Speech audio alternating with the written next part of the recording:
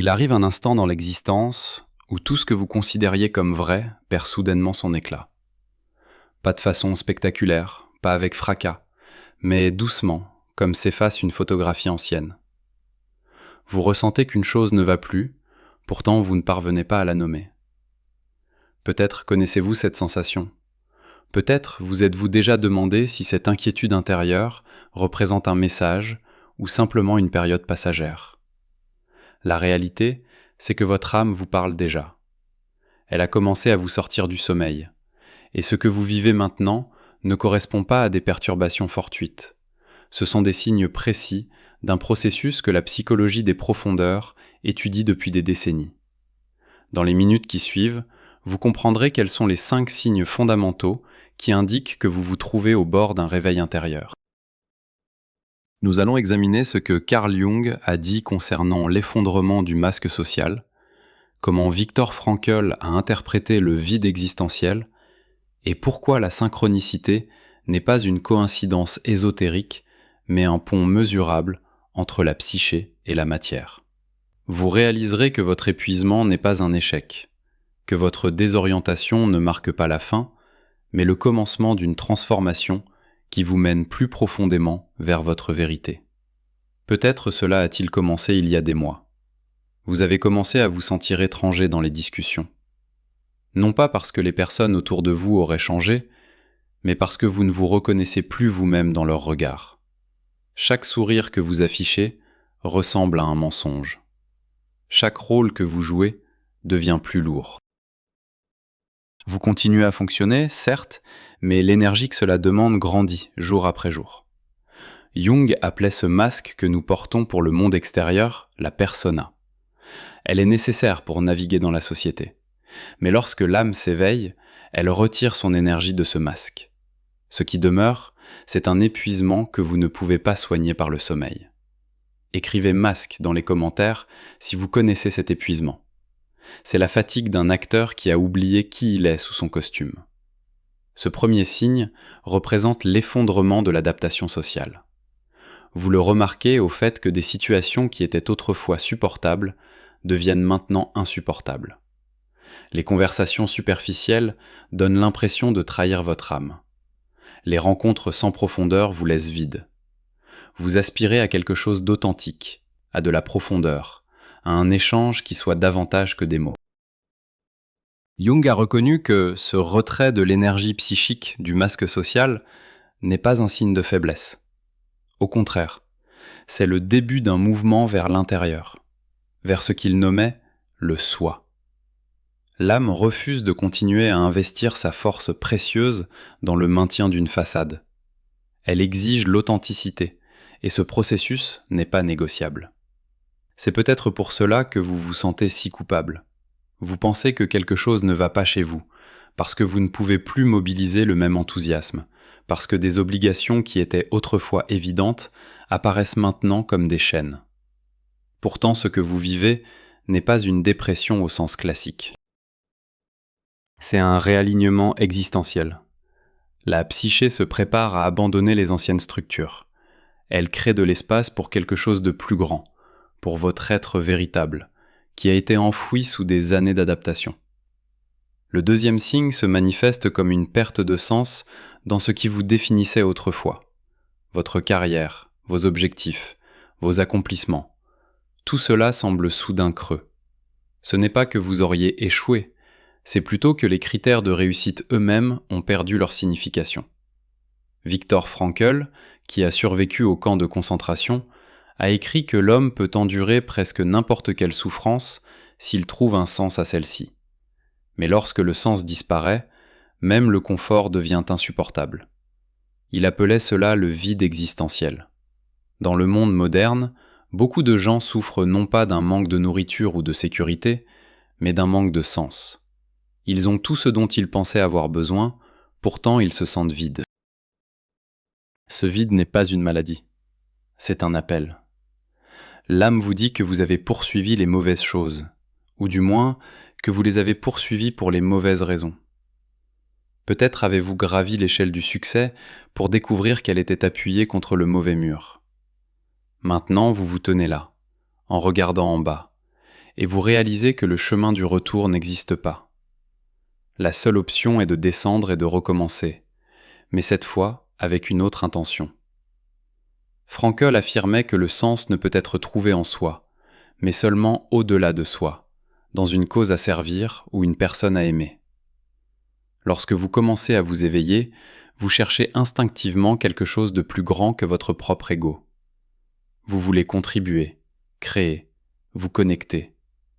Non pas pour être admiré, mais parce que cela résonne avec quelque chose de profond en vous. Cette recherche de sens peut vous mener dans des directions inattendues. Peut-être abandonnez-vous un travail bien rémunéré pour faire quelque chose qui a du sens pour vous. Peut-être rompez-vous avec des personnes qui ne vous comprennent pas. Peut-être commencez-vous à consacrer du temps à des activités qui ne produisent aucun résultat visible, mais qui nourrissent votre âme. Ces choix peuvent sembler irrationnels de l'extérieur, mais pour vous, ils sont les seuls choix rationnels. Car vivre sans sens n'est pas vivre du tout. Écrivez vérité dans les commentaires si vous placez l'authenticité au-dessus du succès. Votre ego a perdu le contrôle. Il ne peut plus dominer l'âme. Maslow a placé ce changement dans sa hiérarchie des besoins. Au sommet se trouve la réalisation de soi, suivie de l'auto-transcendance. Les personnes qui atteignent ces niveaux ne sont plus principalement motivées par le manque, mais par la croissance. Elles ne cherchent pas à obtenir ce qui leur manque. Elles cherchent à exprimer ce qui est déjà en elles. Ce passage d'une orientation vers le déficit à une orientation vers la croissance est une caractéristique du réveil. Mais cette nouvelle sensibilité apporte aussi de la douleur. Vous ressentez la souffrance du monde de manière plus intense. Vous ne pouvez plus passer indifféremment devant une personne sans abri. Vous percevez le désespoir derrière les masques que portent les gens. Vous reconnaissez la destruction que l'humanité inflige à la nature. Cette sensibilité peut être accablante. Elle peut vous paralyser si vous n'apprenez pas à la gérer. Ici, la compassion est essentielle, mais les limites le sont aussi.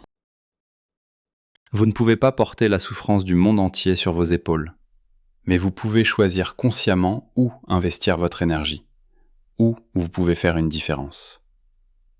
Le réveil vous enseigne que la sensibilité n'est pas une faiblesse, c'est un don.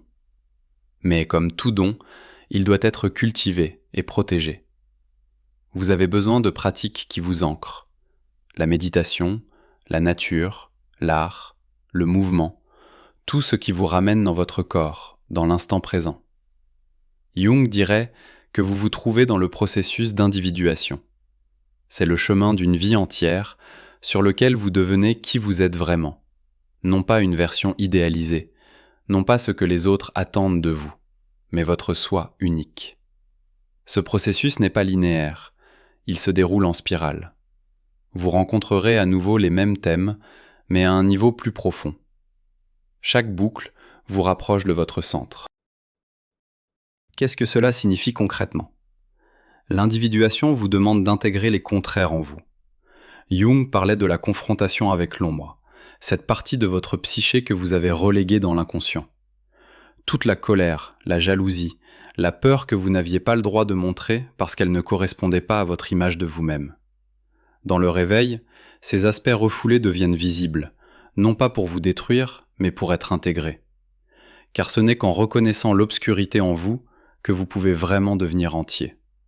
Cette rencontre avec l'ombre est souvent effrayante. Vous voyez des aspects de vous que vous préféreriez nier. Peut-être remarquez-vous de l'envie envers le succès d'un ami. Peut-être reconnaissez-vous que vous avez manipulé des gens pour obtenir de l'affection.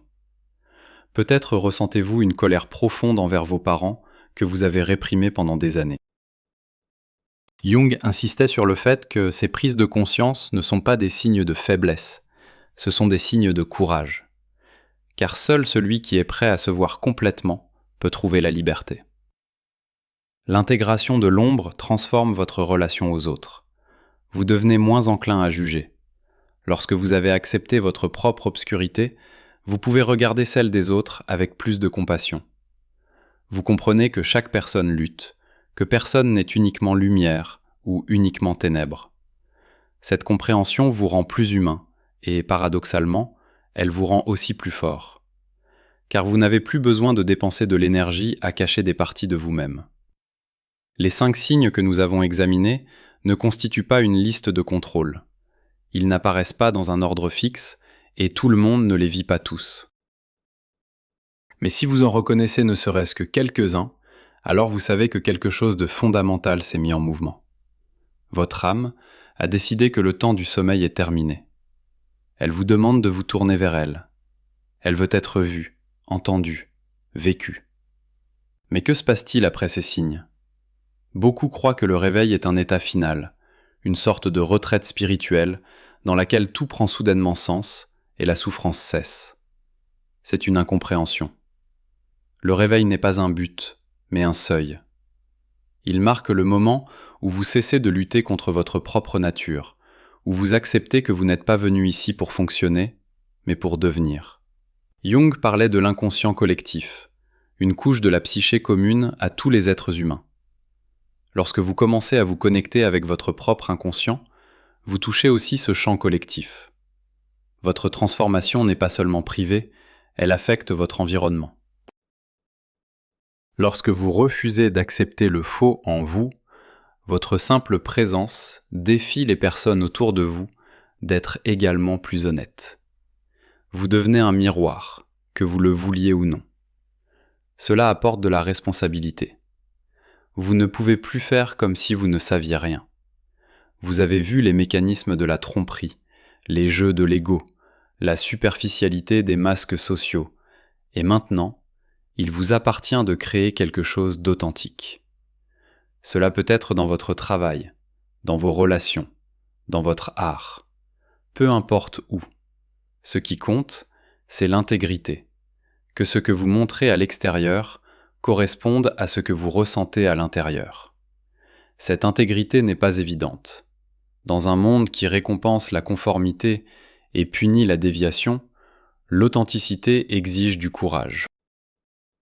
Frank faisait la distinction entre ce qu'il appelait le pouvoir de défi de l'esprit, la capacité de l'être humain à choisir une attitude, même dans les circonstances les plus défavorables. Vous ne pouvez pas toujours contrôler ce qui vous arrive, mais vous pouvez choisir comment vous y réagissez. Le réveil vous redonne cette liberté de choix. Vous n'êtes plus l'esclave de votre conditionnement, de vos peurs, de vos schémas inconscients. Vous commencez à agir consciemment. Mais cette liberté peut être effrayante. L'existentialisme, représenté par des penseurs comme Jean-Paul Sartre et Albert Camus, a reconnu qu'avec la liberté vient aussi l'angoisse. Sartre parlait de la condamnation à la liberté. Nous sommes libres, et cette liberté nous oblige à prendre la responsabilité de notre vie. Il n'y a pas d'instance supérieure qui nous dit ce qui est juste, pas de guide universel. Vous devez trouver votre propre voie, et cela peut être accablant. Camus, quant à lui, a décrit la vie comme absurde, la discordance entre notre besoin de sens et l'apparente absence de sens de l'univers. Mais sa réponse à cette absurdité n'était pas la résignation. Il a proposé que nous nous imaginions comme Sisyphe, qui roule un rocher en haut d'une montagne, pour qu'il redescende à nouveau, pour l'éternité. Camus disait qu'il faut imaginer Sisyphe heureux. Pourquoi ? Parce qu'il a accepté sa tâche, parce qu'il trouve le sens dans l'acte de rouler lui-même, pas dans l'atteinte d'un objectif. Le réveil vous enseigne exactement cela. Il n'y a pas d'arrivée finale, pas d'accomplissement qui réponde à toutes les questions. Au lieu de cela, il y a l'engagement envers la vie elle-même, la volonté de recommencer chaque jour, la capacité de trouver la beauté dans le processus, pas seulement dans le résultat.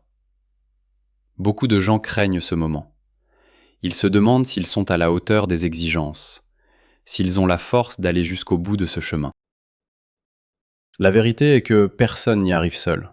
Vous avez besoin de soutien, des personnes qui vous comprennent, des textes qui vous guident, des moments de silence qui vous nourrissent. Le réveil n'est pas un acte héroïque, c'est un lâcher-prise, une chute dans ce qui est déjà là. Schopenhauer disait que la vie est une oscillation constante entre la douleur et l'ennui. Mais il a négligé quelque chose d'essentiel. Il existe un troisième état, l'état de présence, dans lequel vous n'êtes ni submergé par la douleur, ni englué dans l'ennui, dans lequel vous êtes simplement là, éveillé et vivant. Cet état est rare, oui, mais les signes de l'âme vous préparent à y entrer plus souvent.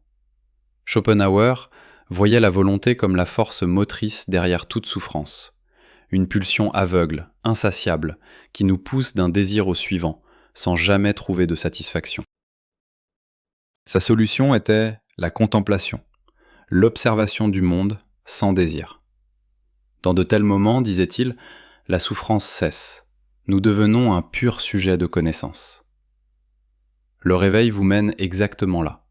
Pas de manière permanente, car ce serait inhumain, mais dans des moments, dans des instants où vous contemplez la beauté et oubliez pour un court moment ce que vous voulez, ce que vous craignez, qui vous devriez être.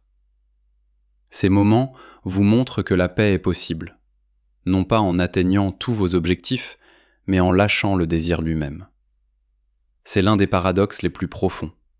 Moins vous vous accrochez, plus vous recevez. Alan Watts l'a exprimé ainsi.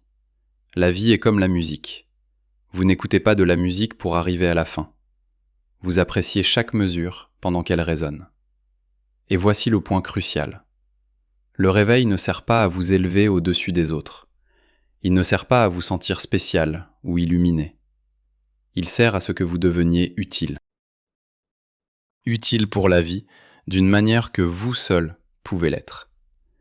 Chaque personne porte en elle une essence unique, une perspective, un don, une tâche que personne d'autre ne peut accomplir. Mais tant que vous êtes piégé dans les masques, cette essence reste cachée. Le réveil la libère. Peut-être vous demandez-vous maintenant ce que vous devez faire concrètement. La réponse est simple, même si elle n'est pas facile. Écoutez. Écoutez les signes de votre âme. Lorsqu'elle vous dit qu'une relation ne convient plus, prenez cela au sérieux. Lorsqu'elle vous murmure que votre métier épuise votre force vitale, ne l'ignorez pas. Lorsqu'elle vous attire vers le silence, allez-y. Votre âme ne ment pas. Elle connaît le chemin. Votre esprit peut douter, peut exiger la sécurité, peut s'accrocher au connu. Mais l'âme sait. Il y aura des moments où vous penserez avoir fait une erreur, où vous aspirerez à la simplicité de l'ancienne vie. C'est normal. Le processus d'individuation n'est pas en chemin droit. Il passe par des vallées sombres, par le doute, par des moments de désespoir. Mais chaque fois que vous traversez une telle vallée et réémergez de l'autre côté, vous êtes devenu un peu plus vrai, un peu plus vous-même. Le monde a besoin de personnes qui empruntent ce chemin. Non pas parce qu'elles sont parfaites, mais parce qu'elles sont authentiques, parce qu'elles sont prêtes à montrer leurs blessures, à reconnaître leurs faiblesses, à dire leur vérité. Dans une société qui exige constamment la perfection, l'honnêteté est un acte révolutionnaire. Votre décision de suivre les signes de votre âme n'est pas seulement pour vous, c'est un cadeau pour tous ceux que vous rencontrez. Lorsque vous regarderez en arrière sur ce processus, vous reconnaîtrez peut-être que les moments les plus douloureux étaient aussi les plus précieux, que l'effondrement du masque social vous a conduit à votre vrai visage, que la nuit de l'âme était nécessaire pour que la lumière ait un endroit où apparaître, que les synchronicités vous ont rappelé que vous n'êtes pas seul, que le temps modifié vous a montré combien un seul moment peut être riche, et que l'hypersensibilité vous a appris à honorer simultanément la beauté et la vulnérabilité de la vie. Le réveil n'est pas un état que vous atteignez puis conservez. C'est une pratique, un rappel quotidien, un retour constant à ce qui est vrai. Leonard Cohen a dit « Il y a une fissure en toute chose, c'est ainsi que la lumière entre. Vos fractures, vos blessures, vos nuits obscures ne sont pas des obstacles sur le chemin, elles sont le chemin lui-même. C'est à travers elles que la lumière de votre âme pénètre dans votre vie. » Et si vous vous tenez maintenant ici avec tous ces signes dans votre cœur, alors vous savez déjà ce qu'il faut faire. Vous n'avez pas besoin de tout comprendre, vous n'avez pas besoin d'avoir toutes les réponses. Vous devez seulement être prêt à faire le prochain pas. L'âme vous guidera. Elle a déjà commencé. Les signes sont là. La question est seulement de savoir si vous allez les suivre. Écrivez prêt dans les commentaires si vous empruntez ce chemin.